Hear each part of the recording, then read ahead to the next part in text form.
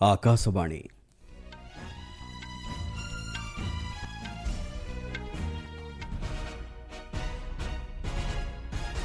संवाद पढ़ुछंती चंदन घोष। मुख्य संवाद। पोर्तुगाल को सफल गस्त शेष कर स्लोभाकिया रे पहुंचिले राष्ट्रपति।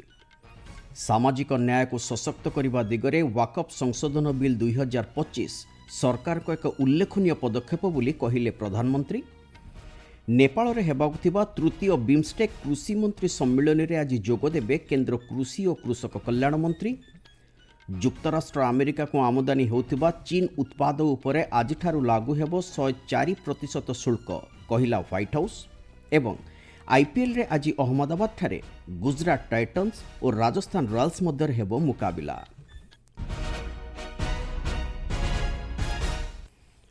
राष्ट्रपति द्रौपदी मुर्मू आज सकाळे स्लोभाकियार राजधानी ब्राटिस्लाभारे पहुंचिचंती। प्राय 29 वर्षर व्यवधान पर यह होची कौनसी भारतीय राष्ट्रपतिंकर स्लोभाकिया को प्रथम सरकारी गस्त।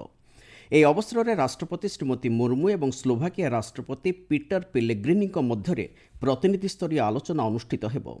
सेभली स्लोभाकियार प्रधानमंत्री रॉबर्ट फिकों सहित श्रीमती मुर्मू विभिन्न गुरुत्वपूर्ण प्रसंग में द्विपक्षीय आलोचना करिवार कार्यसूची रही। राष्ट्रपति पोर्तुगाल को तांकर सफल गस्त शेष कर स्लोभाकिया जाइछंती बोली वैदेशिक व्यापार मंत्रालय पक्षरु सूचना दिया जाइछि। मिलिथिबा सूचना अनुसार प्राय 27 वर्ष पर कौनसी भारतीय राष्ट्रपतिंकर एहा थिला प्रथम पोर्तुगाल गस्त। ए संपर्क में गणमाध्यम को सूचना दे वैदेशिक मंत्रालय पश्चिम व्यापार सचिव तन्मय लाल कहिसंती एही गस्त अवसर में श्रीमती मुर्मू पोर्तुगाल प्रधानमंत्री लुइस मॉन्टे नेग्रों सहित विभिन्न द्विपक्षीय तथा आंतर्जातिक प्रसंग में विस्तृत भाव आलोचना करिसंती। विभिन्न क्षेत्र में दुई देश मध्य सहयोग को अधिक सशक्त करने उपरे उभय गुरुत्व आरोप करिसंती। वाकफ संशोधन बिल 2025 संसद में पारित हेबा द्वारा यह सामाजिक न्याय को सशक्त करने दिगरे सरकार को एक उल्लेखनीय पदक्षेप बोली प्रधानमंत्री नरेंद्र मोदी कहिसंती। गतकाली रातिरे नुआदिल्ली रे एक घरोई गणमाध्यम संस्था द्वारा आयोजित स्वतंत्र समारोह रे उद्बोधन दे से यह कहिसंती। मुस्लिम संप्रदाय समेत समस्त स्वार्थ को दृष्टि रखी एक उल्लेखनीय विधेयक पारित करिथिबारु संसदर उभय गृह को अभिनंदन जणाई श्री मोदी कहिसंती वाकफर पवित्रता को वर्तमान संरक्षित रखाजिबो। एहा सहित अवहेलित महिला एवं शिशु मानक अधिकार को मध्य सुरक्षित रखा जाय परिबो। साथियों, मैं देश की संसद को सर्व समाज के हित में, मुस्लिम समाज के हित में एक शानदार कानून बनाने के लिए बधाई देता हूं। अब वक्त की पवित्र भावना की भी रक्षा होगी और गरीब, पसबंदा मुसलमान, महिला, बच्चे सबके हक भी महफूज रहेंगे। ए अवसर में प्रधानमंत्री 2025 वर्ष में प्रथम 100 दिन में तांको सरकार द्वारा निया जाइथिबा विभिन्न गुरुत्वपूर्ण निष्पत्ति उपर आलोकपात करी कहिसंती ए निष्पत्ति गुडिक माध्यम रे भविष्यत रे देशर सामग्रिक विकास लागि एक सशक्त भित्तिभूमि स्थापन करा जाय परिछि। विकास दिगरे भारत अप्रतिद्वंदी बोली गत 100 दिनर सफलता प्रतिपादित करिछि बोली से कहिसंती। एतद व्यतीत एही समय मध्यरे उपग्रह डकिंग और अनडकिंग सामर्थ्य हासिल करबा दिगरे भारत विश्वर चतुर्थ देश रूपे निजको प्रतिष्ठा करि परिछि बोली प्रधानमंत्री कहिसंती।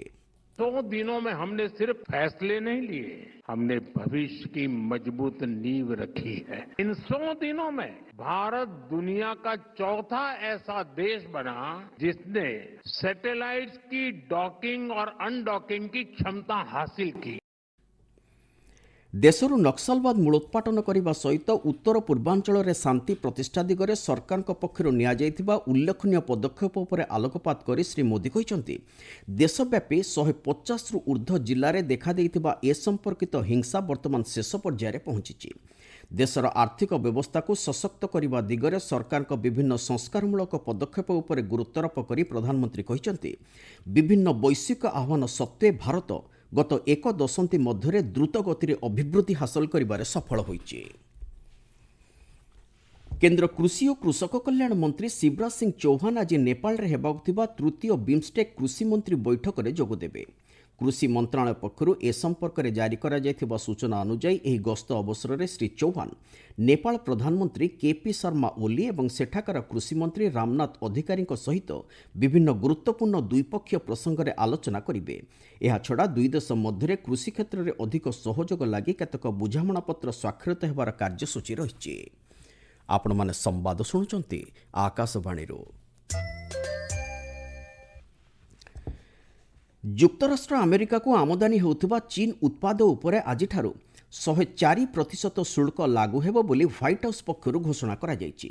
ଡୋନାଲ୍ଡ ଟ୍ରମ୍ପ ଦ୍ୱିତୀୟ ଥର ରାଷ୍ଟ୍ରପତି ଭାବେ ନିର୍ବାଚିତ ହେବା ପରେ ବିଭିନ୍ନ ଦେଶର ଉତ୍ପାଦ ଉପରେ ଆନୁପାତିକ ଶୁଳ୍କ ଲାଗୁ କରିଥିଲେ। ତଦନୁଯାୟୀ ସେ ଚୀନ ଉତ୍ପାଦଗୁଡ଼ିକ ଉପରେ ଫେବୃଆରୀ ମାସରେ ପ୍ରାଥମିକ ଭାବେ 10% ଶୁଳ୍କ ଲାଗୁ କରିଥିବା ବେଳେ ଗତ ମାସରେ ଏହାକୁ ଦ୍ୱିଗୁଣିତ କରିଥିଲେ। ଏହାପରେ ଆମେରିକାର ଉତ୍ପାଦଗୁଡ଼ିକ ଉପରେ ଚୀନ ମଧ୍ୟ 34% ଅଧିକ ଶୁଳ୍କ ଲାଗୁ କରିଥିଲା। ତେବେ ଗତକାଲି ସୁଦ୍ଧା ଚୀନ ଏହି ଶୁଳ୍କ ପ୍ରତ୍ୟାହାର ନ କଲେ ଅତିରିକ୍ତ 50% ଅଧିକ ଶୁଳ୍କ ଚୀନର ଉତ୍ପାଦଗୁଡ଼ିକ ଉପରେ ଲାଗୁ କରାଯିବ ବୋଲି ଆମେରିକା ପକ୍ଷରୁ ଘୋଷଣା କରାଯାଇଥିଲା। ମିଆଁମାରରେ ଭୂକମ୍ପ ଜନିତ ମୃତ୍ୟୁ ସଂଖ୍ୟା 3645କୁ ବୃଦ୍ଧି ପାଇଛି।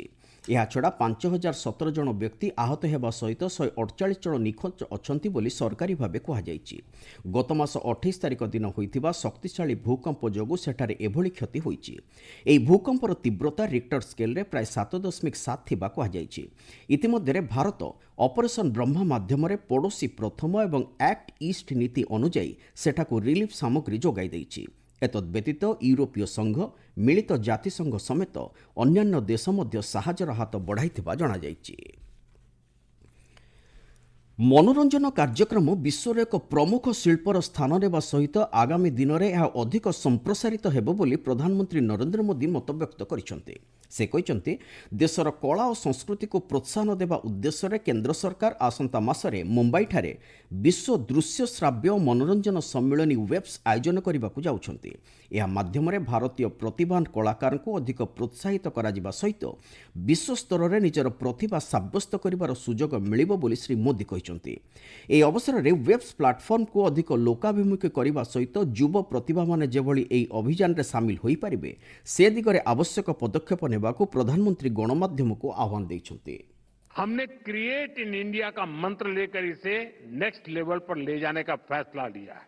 वेव्स इंडियन आर्टिस्ट को कंटेंट बनाने और ग्लोबल बनाने के लिए एनकरेज करेगा और इसके साथ साथ क्रिएट इन इंडिया दुनिया भर के आर्टिस्ट को भारत में आने का अवसर भी देगा। क्रिकेट आईपीएल क्रिकेटରେ ଗତକାଲିର ଦ୍ୱିତୀୟ ମ୍ୟାଚ୍ରେ ପଞ୍ଜାବ କିଙ୍ଗ୍ସ ଚେନ୍ନାଇ ସୁପର କିଙ୍ଗ୍ସକୁ 18 ରନ୍ରେ ପରାସ୍ତ କରିଛି। ଚଣ୍ଡିଗଡ଼ଠାରେ ଗତକାଲି ଅନୁଷ୍ଠିତ ମ୍ୟାଚ୍ରେ ପଞ୍ଜାବ କିଙ୍ଗ୍ସ ଟସ୍ ଜିତି ପ୍ରଥମେ ବ୍ୟାଟିଂ କରିବାକୁ ନିଷ୍ପତ୍ତି ନେଇ ନିର୍ଦ୍ଧାରିତ 20 ଓଭରରେ 6 ୱିକେଟ୍ ହରାଇ 219 ରନ୍ କରିଥିଲା। ଦଳ ପକ୍ଷରୁ ପ୍ରିୟାଂଶ ଆର୍ଯ୍ୟ ମାତ୍ର 42ଟି ବଲ୍ରୁ 103 ରନ୍ କରିଥିବା ବେଳେ ଶଶାଙ୍କ ସିଂ 52 ରନ୍ କରି ଅପରାଜିତ ଥିଲେ। 220 ରନ୍ର ବିଜୟ ଲକ୍ଷ୍ୟକୁ ପିଛା କରି ଚେନ୍ନାଇ ଦଳ 20 ଓଭରରେ 5 ୱିକେଟ୍ ହରାଇ 201 ରନ୍ କରିବାକୁ ସମର୍ଥ ହୋଇଥିଲା। ଦଳ ପକ୍ଷରୁ ଡେଭନ୍ କନ୍ୱେ ସର୍ବାଧିକ 69 ରନ୍ କରିଥିଲେ। ଗତକାଲି କୋଲକାତାର ଇଡେନ୍ ଗାର୍ଡେନ୍ଠାରେ ଅନୁଷ୍ଠିତ ପ୍ରଥମ ମ୍ୟାଚ୍ରେ Lucknow super giants Kolkata knight ରାଇଡର୍ସକୁ 4 ରନ୍ରେ ପରାସ୍ତ କରିଛି। ପ୍ରଥମେ ବ୍ୟାଟିଂ କରି ଲକ୍ଷ୍ନୌ ସୁପର ଜାଏଣ୍ଟସ୍ ନିର୍ଦ୍ଧାରିତ 20 ଓଭରରେ 3 ୱିକେଟ୍ ହରାଇ 238 ରନ୍ ସଂଗ୍ରହ କରିଥିଲା। ଦଳ ପକ୍ଷରୁ ମିଚେଲ୍ ମାର୍ସ ଓ ନିକୋଲାସ୍ ପୁରମ୍ ଅର୍ଦ୍ଧଶତକ ହାସଲ କରିଥିଲେ। ଏହାର ଜବାବରେ କୋଲକାତା ନାଇଟ୍ ରାଇଡର୍ସ 20 ଓଭରରେ 7 ୱିକେଟ୍ ହରାଇ 234 ରନ୍ ସଂଗ୍ରହ କରିବାକୁ ସମର୍ଥ ହୋଇଥିଲା। ଆଜି ଆଇପିଏଲ୍ରେ ଗୁଜରାଟ ଟାଇଟନ୍ସ ଓ ରାଜସ୍ଥାନ ରୟାଲ୍ସ ମଧ୍ୟରେ ମୁକାବିଲା ହେବ। ଅହମ୍ମଦାବାଦ ସ୍ଥିତ ନରେନ୍ଦ୍ର ମୋଦି ଷ୍ଟାଡିୟମରେ ସନ୍ଧ୍ୟା 7:30ଟାରେ ଏହି ମ୍ୟାଚ୍ ଆରମ୍ଭ ହେବ। ଚୀନର ନିଗ୍ବୋଠାରେ ଚାଲିଥିବା ଏସିଆ ବ୍ୟାଡମିଣ୍ଟନ ଚାମ୍ପିୟନସିପ୍ର ମିକ୍ସଡ ଡବଲ୍ସ ବର୍ଗରେ ଭାରତର ଧ୍ରୁବ କପିଳା ଓ ତାନିସା କ୍ରାଷ୍ଟଙ୍କ ଯୋଡ଼ି ପ୍ରଥମ ରାଉଣ୍ଡ ମ୍ୟାଚ୍ରେ ବିଜୟୀ ହୋଇ ପ୍ରି କ୍ୱାର୍ଟର ଫାଇନାଲ୍ ପର୍ଯ୍ୟାୟକୁ ଉନ୍ନୀତ ହୋଇଛନ୍ତି। ଏହି ଯୋଡ଼ି ବିଶ୍ୱର 14 ନମ୍ବର ଯୋଡ଼ିକୁ 15-21, 21-12, 21-11 ସେଟ୍ରେ ପରାସ୍ତ କରିଥିଲେ। ସେହିଭଳି ଆଦିତ୍ୟ ସୂର୍ଯ୍ୟ ଓ ଅମୃତା ପ୍ରମୁଥେ ଶ୍ରୀଲଙ୍କାର ଥୁଲିତ ପାଲିଆଗୁରୁ ଓ ପାଞ୍ଚାଳି ଅଧିକାରୀଙ୍କ ଯୋଡ଼ିକୁ 21-9, 21-11 ସେଟ୍ରେ ପରାସ୍ତ କରି ପ୍ରି କ୍ୱାର୍ଟର ଫାଇନାଲ୍ ପର୍ଯ୍ୟାୟରେ ପହଞ୍ଚିଛନ୍ତି। ଆଜି ଦୁଇଥର ଅଲିମ୍ପିକ୍ସ ବିଜେତା ପିଭି ସିନ୍ଧୁ ଏବଂ ରାଜ୍ୟଗୋଷ୍ଠୀ କ୍ରୀଡ଼ା ଚାମ୍ପିୟନ ଲକ୍ଷ୍ୟ ସେନ୍ ସେମାନଙ୍କର ଅଭିଯାନ ଆରମ୍ଭ କରିବେ। ମୁଖ୍ୟ ସମ୍ବାଦଗୁଡ଼ିକ ପୁଣି ଥରେ। ପର୍ତ୍ତୁଗାଲକୁ ସଫଳ ଗସ୍ତ ଶେଷ କରି ସ୍ଲୋଭାକିଆରେ ପହଞ୍ଚିଲେ ରାଷ୍ଟ୍ରପତି। ସାମାଜିକ ନ୍ୟାୟକୁ ସଶକ୍ତ କରିବା ଦିଗରେ ୱାକଫ୍ ସଂଶୋଧନ ବିଲ୍ 2025 ସରକାରଙ୍କ ଏକ ଉଲ୍ଲେଖନୀୟ ପଦକ୍ଷେପ ବୋଲି କହିଲେ ପ୍ରଧାନମନ୍ତ୍ରୀ। ଯୁକ୍ତରାଷ୍ଟ୍ର ଆମେରିକାକୁ ଆମଦାନୀ ହେଉଥିବା ଚୀନ ଉତ୍ପାଦ ଉପରେ ଆଜିଠାରୁ ଲାଗୁ ହେବ 104% ଶୁଳ୍କ, କହିଲା ହ୍ୱାଇଟ୍ ହାଉସ୍। ଏବଂ ଆଇପିଏଲ୍ରେ ଆଜି ଅହମ୍ମଦାବାଦଠାରେ ଗୁଜରାଟ ଟାଇଟନ୍ସ ଓ ରାଜସ୍ଥାନ ରୟାଲ୍ସ ମଧ୍ୟରେ ହେବ ମୁକାବିଲା। ସମ୍ବାଦ ଶେଷ ହେଲା।